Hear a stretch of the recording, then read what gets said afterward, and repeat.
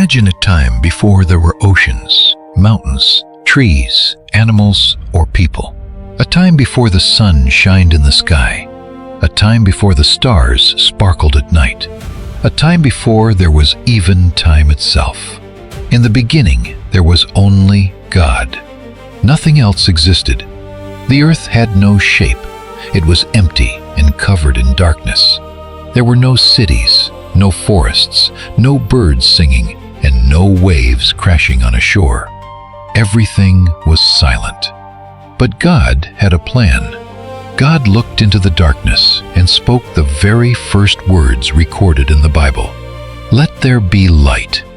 Instantly, light burst into existence. Darkness was pushed back, and light filled the empty world. God separated the light from the darkness. He called the light day and the darkness night. The first day had begun. On the second day, God created the sky. He stretched it across the earth like a great canopy, separating the waters below from the waters above.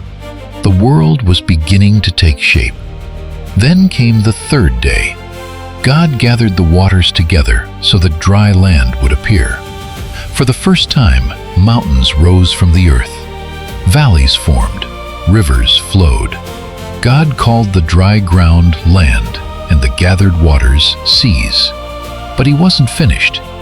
God spoke again, and the earth suddenly burst with life. Green grass covered the ground. Flowers bloomed. Trees stretched toward the sky. Plants filled the world with color and beauty.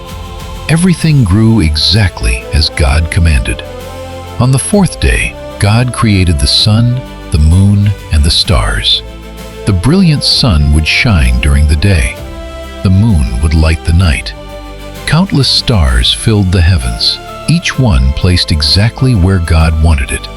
The sky that had once been empty now displayed a breathtaking masterpiece.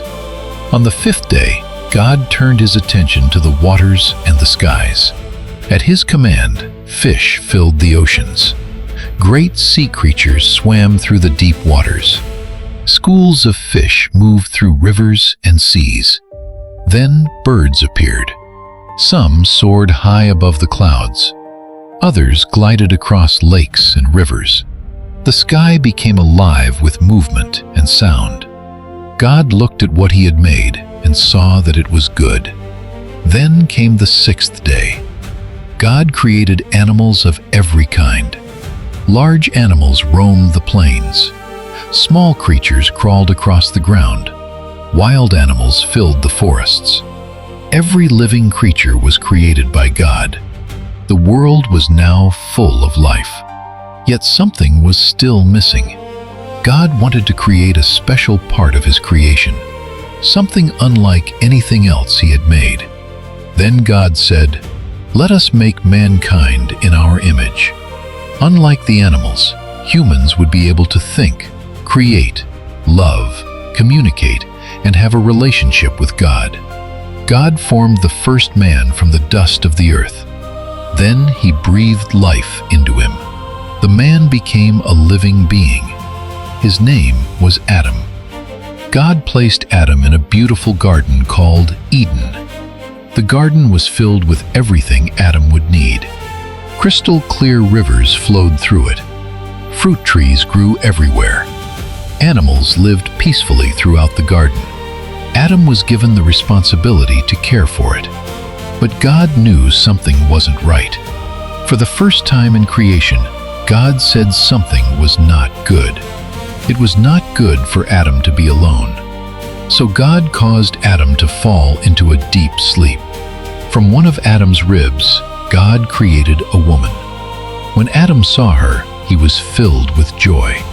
Her name was Eve. Now Adam and Eve could live together in the garden God had made for them. They walked with God. They enjoyed his presence. They lived in perfect peace. There was no fear, no sickness, no pain, no death. Everything was exactly as God intended. After 6 days of creating the world and everything in it, God's work was complete.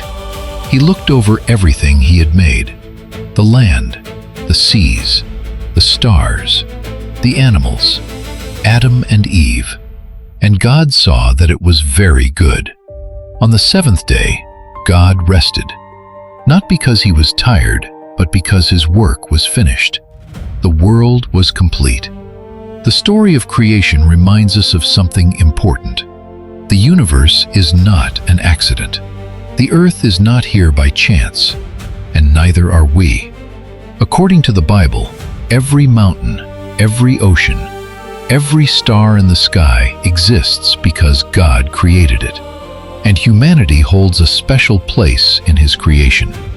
From the very beginning, God's desire was to create a world filled with life, beauty, and purpose. That is how the story of the Bible begins, with a creator, a beautiful world, and the first people who would begin humanity's journey.